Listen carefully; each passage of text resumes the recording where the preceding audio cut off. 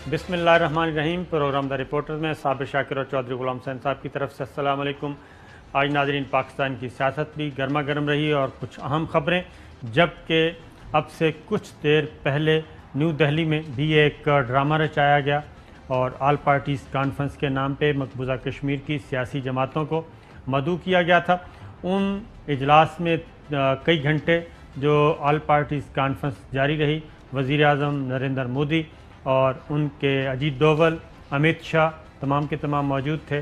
तो मकबूजा कश्मीर की जो प्रो इंडियन लीडरशिप है उनके साथ ये मुज़ाकरात थे। उनमें क्या हुआ उसका भी आपको बताएंगे, लेकिन सबसे पहले शुरू करते हैं टाइम ज़ाया किए बगैर। आज इस्लामाबाद हाई कोर्ट ने एक सुना दिया, कल रिज़र्व किया गया था, जजमेंट रिज़र्व हुई थी और आज फ़ैसला सुना दिया गया है और उसमें नवाज़ शरीफ साहब की जो सज़ाएँ हैं उनको दी गई थी एहतसाब अदालत की तरफ से। अल अजीज़िया और एवन फील्ड रेफरेंस में वो सज़ाएँ बरकरार रहेंगी और एहतसाब अदालत के फ़ैसले बरकरार।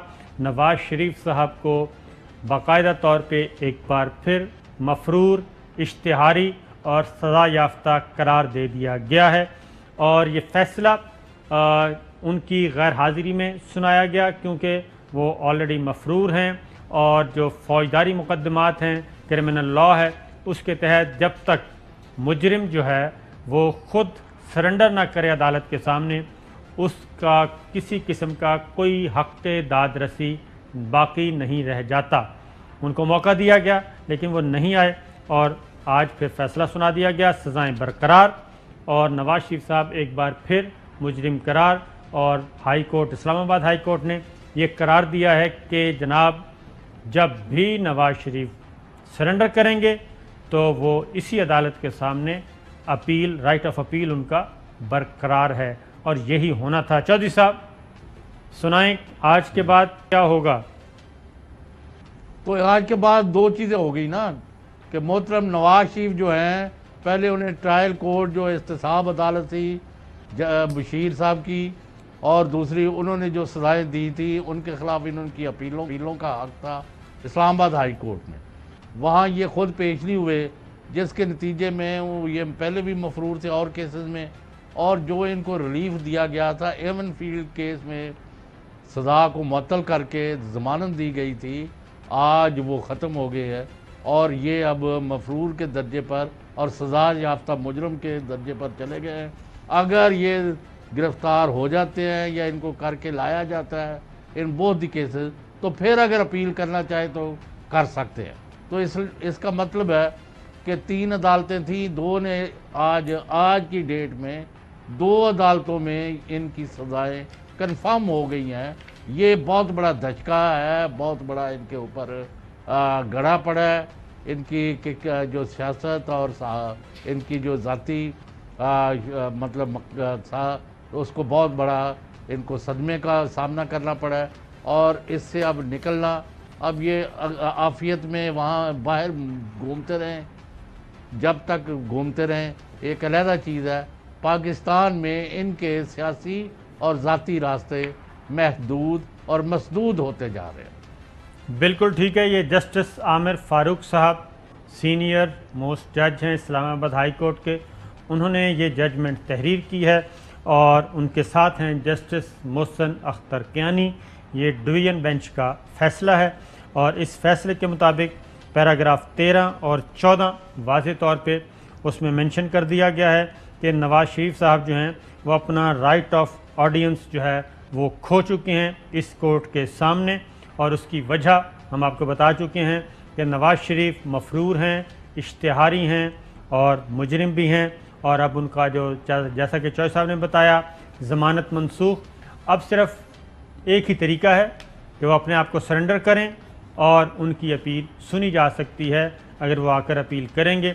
और अगर वो पाकिस्तान में बग़ैर ज़मानत के आते हैं और ज़मानत हो नहीं सकती, आते हैं तो उनको एयरपोर्ट पे गिरफ़्तार किया जाएगा, जेल पहुंचाया जाएगा, बशर्ते के हालात उनके मुवाफ़िक ना हों।